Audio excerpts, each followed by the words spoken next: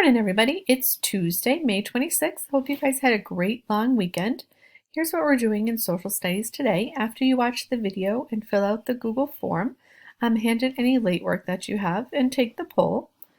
For the discussion today, make sure you answer the prompt, and it does have two parts. So you're going to define what a word is in your own words, and then give an example, and then respond to at least two other students.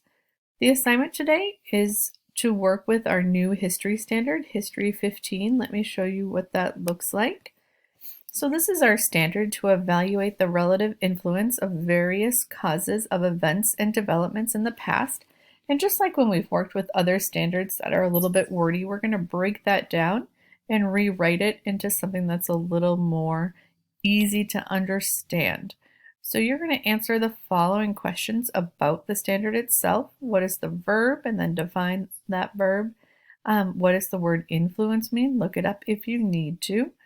If you do look it up, make sure you cite your source. And then just another definition for you in case you didn't know what relative means. And then go ahead and rewrite that in your own words.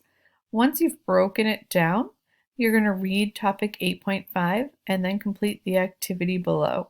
So 8.5 is about causes making the Roman Empire difficult to defend, amongst other things. So you're going to look at those causes and then determine, of the causes that I gave you, which of the three had the greatest influence on the Roman Empire's ability to defend against foreign invaders. And you're going to answer that in a paragraph. So you're going to break down the standard, read the topic, and then just write a paragraph answering that question. And that is it for today. Hand that in. Anything that you need is going to be in today's virtual classroom. We have our photo contest winner from Friday. And then make sure you go ahead and take part in today's contest to see if you can be in Thursday's virtual classroom.